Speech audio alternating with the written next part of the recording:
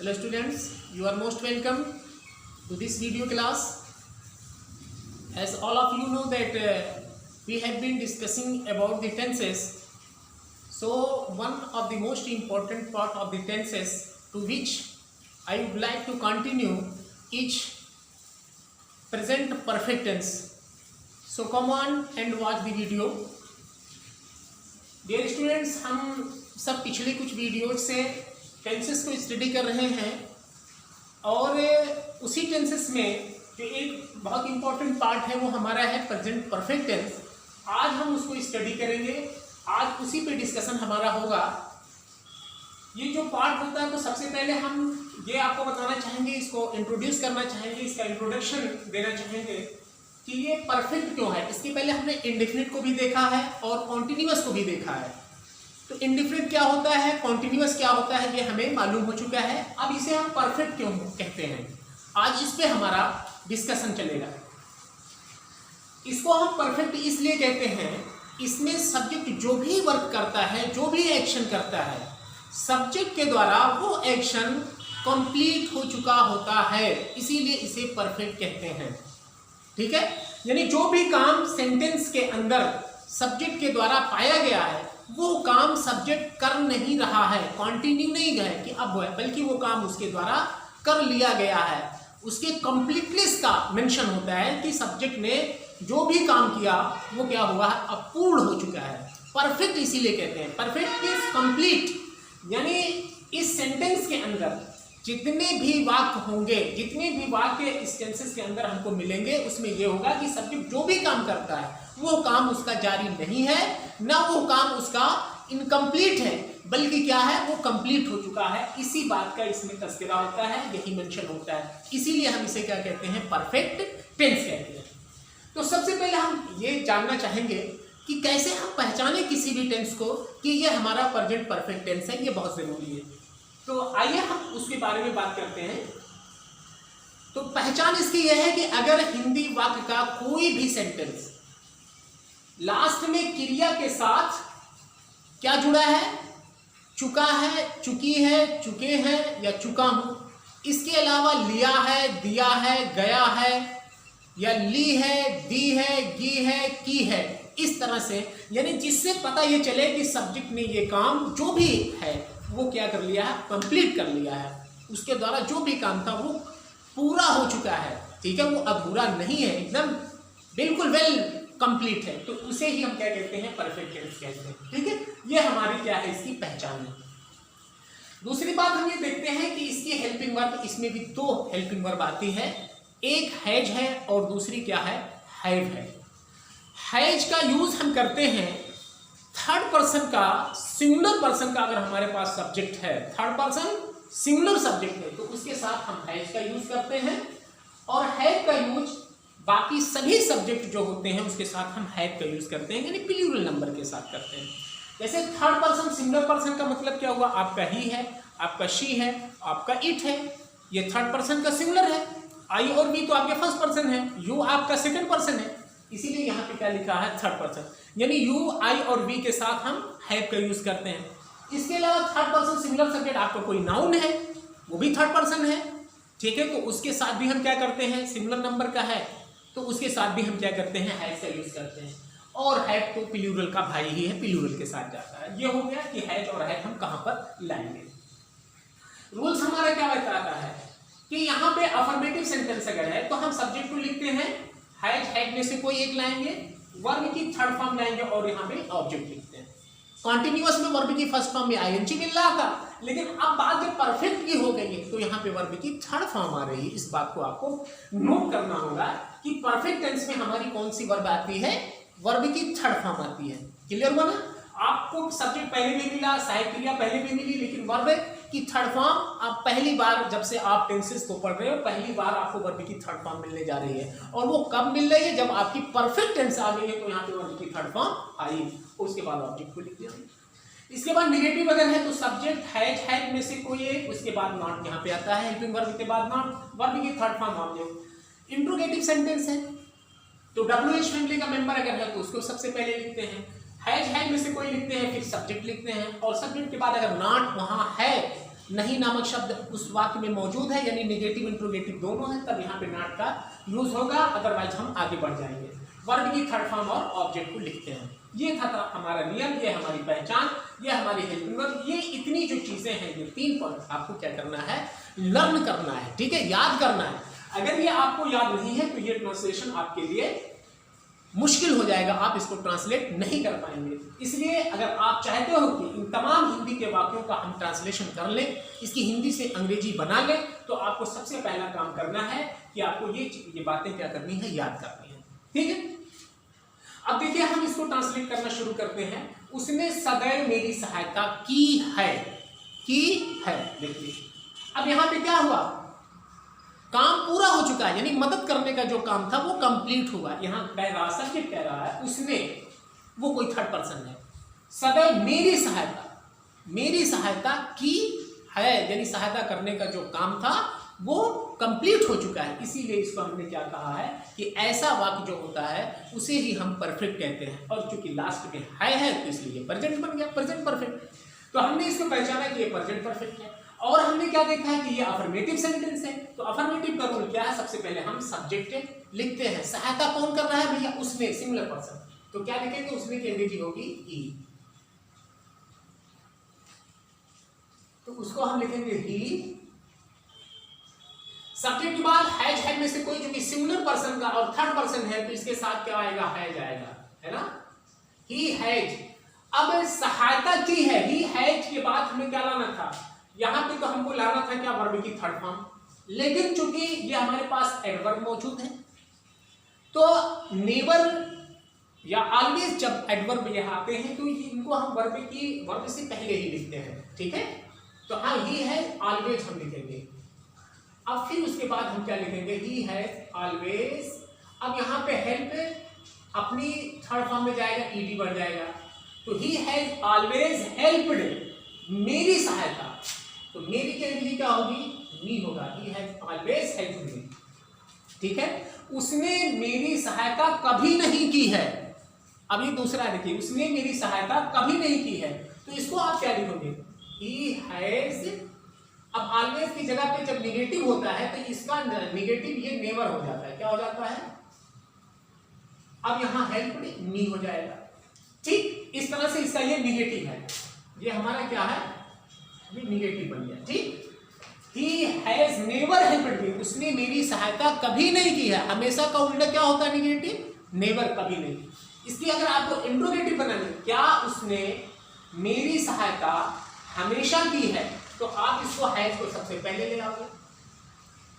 तो हैज आप पहले लिखोगे, उसके बाद आप सब्जेक्ट लिखोगे। यहां पे देखिए हैज सबसे पहले लिखा गया, फिर सब्जेक्ट लिखा गया, उसके बाद वर्ब की third form, has he always helped मी। ये आपका क्या हो गया, इंट्रोगेटिव हो गया। क्लियर हुआ कि नहीं हुआ।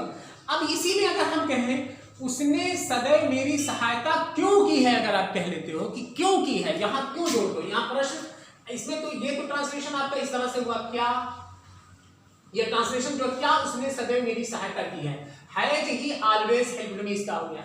अगर आप इसको ये हटा के यहां क्यों लिखना चाहते हो, इस तरह से पूछो, क्यों की है, हमेशा क्यों की है, तो अब यही पहले आप क्या लिख दोगे, वाई का यूज कर दोगे, बाकी सब वैसे हो जाएगा, why has he always helped me, ठीक है। क्लियर हो कि नहीं हुआ। अब यहाँ पे हैज, क्योंकि अब बीच में पढ़ने आ रहा, शुरू में नहीं पढ़ा, तो यहाँ पे एच आपको इस्तेमाल करना पड़ेगा। दूसरा है, हमारी टीम मैच जीत चुकी है। अब टीम जो हमारा सब्जेक्ट है, उसने जो काम किया है, जीतने का काम किया है, वो काम कंप्लीट हो चुका है, ठीक है। तो हमारा सब्जेक्ट क्या है, हमारी टीम, तो इसको हम अंग्रेजी में लिखेंगे आवर टीम। हमने लिख दिया आवर टीम, जीत चुकी है आवर टीम। अब टीम क्या होता है, सिमिलर है ना, क्योंकि प्लेयर तो तमाम है, लेकिन जब वो इस तमाम प्लेयर इकट्ठा हो गए, कलेक्ट कर लिए गए, तो वो क्या बन गया, सिमिलर बन गया। आवर टीम हैज, वर्ब की third form, has won their match. ये हमारा हो गया ट्रांसलेशन इसका। इसका अगर हमें निगेटिव बनाना है तो यहीं पे क्या आ जाएगा, नॉट आ जाएगा। यानी अगर आप यूं कहते हो हमारी टीम मैच नहीं जीत चुकी है, तो our team has not won the match हो जाएगा।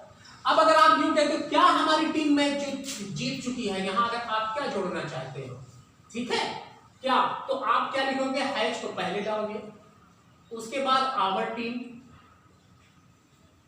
ये हमारा सब्जेक्ट हुआ, हैज आवर टीम, अब उसके बाद आप लिखोगे वन द मैच, इस तरह से आपका होगा। अब यहां इंट्रोगेटिव का चिन्ह लगा देंगे, समझ में आ रहा है। अगर आप दूसरी तरह से यानी प्रश्न पूछने वाला शब्द आप बीच में ले आओ, हमारी टीम मैच कब जीत चुकी है, ठीक है, कब, तो आप यहां पे अगर कब आता है या कहां जीत चुकी है, ठीक है, कहां खेल रही वगैरह वगैरह इस तरह से, या क्यों जीत चुकी है, तो उसको जो क्वेश्चन वर्ड आपका बीच में आएगा उसकी अंग्रेजी आपको सबसे पहले लिख देना है, बाकी सारे रूल्स वही रहते हैं। अगला है उन्होंने हमें बुलाया है, उन्होंने हमें बुलाया है, उन्होंने देखिए उन्होंने ये प्लूरल नंबर को मेंशन कर रहा है, ठीक है, उन्होंने, तो इसको हम क्या कर रहे हैं, करेंगे दे लिखेंगे।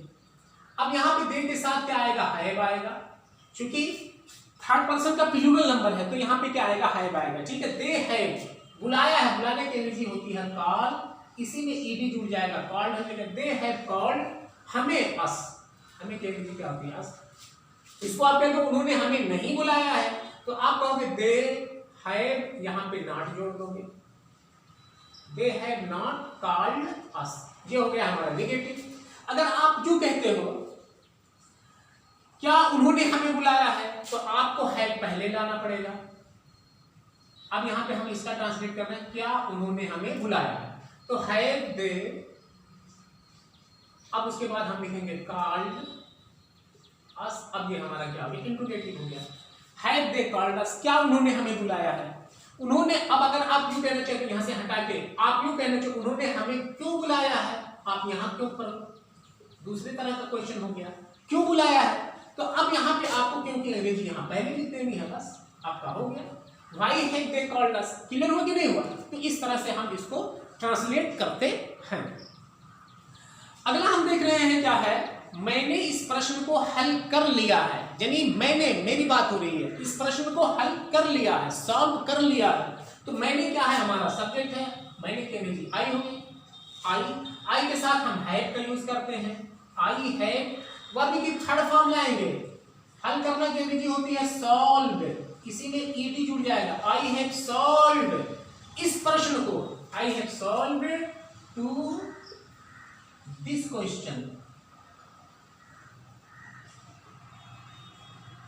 ये हो गया हमारा। मैंने इस प्रश्न को नहीं हल कर लिया है, तो यहां पे क्या हो जाएगा, अगर नहीं नामक शब्द है तो आपको यही नॉट ऐड कर देना है, हैव नॉट कर देना है, और बाकी ये सब जो है इसमें कोई बदलाव नहीं होगा। क्या मैंने इस प्रश्न को हल कर लिया है, तो आप यूं कहोगे हैव आई, ठीक है, हैव आई यही चेंज होगा, और बाकी सॉल्व टू दिस क्वेश्चन में कोई बदलाव नहीं होगा। यानी इंट्रोगेटिव जब बनानी होती है तो इसके जो चेंजिंग होती है, प्लेस की जो चेंजिंग होती है, स्थान की जो चेंजिंग होती है, जगह की जो चेंजिंग होती है, वो किसकी होती है, हेल्पिंग वर्ब और सब्जेक्ट को ही चेंज करते हैं, बाकी प्रेडिकेट वाले पार्ट में कोई चेंजिंग नहीं होती है ना। अगला क्वेश्चन हम देखते हैं, हमारा आया अगला जो ट्रांसलेशन का वाक्य है, वह प्रधानाचार्य ने मेरा प्रार्थना पत्र स्वीकार कर लिया है। प्रधानाचार्य, तो प्रधानाचार्य को हम अंग्रेजी में कहते हैं द प्रिंसिपल होता है, हमने लिखा था प्रिंसिपल, ये हमारा सब्जेक्ट, प्रिंसिपल लिख लिया, सिंगुलर नंबर का है तो इसलिए हैज आएगा, हमने हैज को लिखा, द प्रिंसिपल हैज। अब स्वीकार करना, द प्रिंसिपल हैज, प्रार्थना पत्र स्वीकार करने की बात होती है, ग्रांटेड होगा, क्या होगा, granted, the principal has granted, क्या कर लिया भाई, मेरा प्रार्थना पत्र, माई एप्लीकेशन,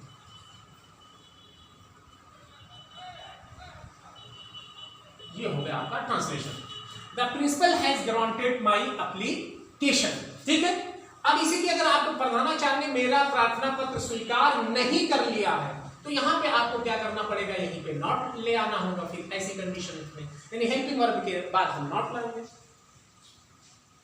आपको क्या प्रधानाचार्य ने मेरा प्रार्थना पत्र स्वीकार कर लिया है, तो आप उसके लिए सबसे पहले क्या लाओगे, हेल्पिंग वर्ब लाओगे, फिर उसके बाद द प्रिंसिपल को लिखोगे, और बाकी जो पार्ट है उसमें कोई बदलाव नहीं होगा। बदलाव या चेंजिंग जो होती है ये सब्जेक्ट और जो हेल्पिंग वर्ब होती है वहीं तक हम इसको चेंज करते रहते हैं। बाकी आगे का जो प्रेडिकेटिव पार्ट होता है उसमें बदलाव, मैं बोल रहा हूँ मतलब जो है मेन वर्ब के बाद से, मेन वर्ब के बाद से कोई जो ऑब्जेक्टिव पार्ट का कोई चेंजिंग नहीं होती, क्योंकि प्रेडिकेटिव पार्ट तो हमारा है जब है वहीं से चेंजिंग हो जाता है। ठीक है, तो इसमें थोड़ा सा मिस्टेक हो रही थी। हैज द प्रिंसिपल, ठीक है, हैज द प्रिंसिपल। अब उसके बाद हम वर्ब की थर्ड फॉर्म लाएंगे, फिर माई एप्लीकेशन लिखा जाएगा। ठीक है, और फिर ये हमारा क्या हो जाएगा, इंट्रोगेटिव सेंटेंस बन जाएगा। प्रधानाचार्य ने मेरा प्रार्थना पत्र क्यों नहीं स्वीकार किया है, क्यों नहीं स्वीकार किया है। तो आप क्यों अगर आ गया है तो यहाँ पे भाई लिखोगे और हैज लिखोगे, द प्रिंसिपल लिखोगे, फिर यहाँ पे आपको नॉट लिखना पड़ेगा, क्योंकि यहाँ क्यों नहीं आप कह रहे हो हिंदी में, तो यहाँ पे आपको क्या करना पड़ेगा, नॉट लिखना पड़ेगा। तो प्रेजेंट परफेक्ट टेंस के जो रूल्स हैं हिंदी से अंग्रेजी में बनाने के, वो यही रूल्स हैं। इसी के आधार पर हम क्या करते हैं, उसको ट्रांसलेट करते हैं। और ये आपको अगर प्रेजेंट परफेक्ट टेंस को हिंदी से अंग्रेजी में ट्रांसलेट करना है तो सबसे लाजमी है, सबसे जरूरी बात यह है कि आप उसकी पहचान को याद कर लो, उसको पहचान लो, फिर उसके बाद उसकी हेल्पिंग वर्ब को याद करो और उसके क्या रूल्स हैं उसको याद करो। हिंदी से इंग्लिश में ट्रांसलेट करने के लिए सबसे बड़ी विशेषता ये होती है कि सबसे पहले हमको पहचानना होगा। अब जब हम पहचान लिए फिर उसके बाद क्या करते हैं, फिर उसके रूल्स को लागू करेंगे। किसी भी जगह पे हम जाते हैं, कोई भी वर्क करते हैं तो पहचान हमारे लिए बहुत ज़रूरी होती है। अगर आप किसी पर्सन को, किसी व्यक्ति को पहचानते हो कि ये फला है, तभी तो उसके नाम से उसको पुकार सकते हो, बुला सकते हो। अदरवाइज क्या करोगे, आप हे हा करोगे तो उसमें वो इंप्रेशन नहीं रहेगा। ठीक है, इसीलिए पहचान क्या होती है, बहुत ज़रूरी होती है। क्लियर बात हुई कि नहीं। तो ये आपका प्रेजेंट परफेक्ट टेंस जो है काफ़ी इजी है। सिर्फ आपको करना क्या है, ये पहचान और उसकी हेल्पिंग वर्ब और ये याद करना है, और इसी के बिहाव पे, इसी के पैटर्न पे आप उसको जो है हिंदी से अंग्रेजी में ट्रांसलेशन करते चले जाओगे और ये आपको अंग्रेजी जो है काफ़ी आसान लगने लगेगी। जब आपको ये सारे रूल्स जो आपको हर वीडियो में बताए जाते हैं, अगर आप उसको याद करते रहते हो तो हिंदी से अंग्रेजी बनाने का जो ट्रांसलेशन है वो आपके लिए बहुत ईजी हो जाएगा। तो उम्मीद है आज की ये वीडियो आप सबको आसान लगी होगी, आपको समझ में आ गई होगी। अगर समझ में आ गई है तो आप खुद से, आप अपनी बुक से जो है ट्रांसलेट करने की प्रैक्टिस करते रहिएगा, जिससे आपकी जो है फ्लुएंसी मेंटेन रहे।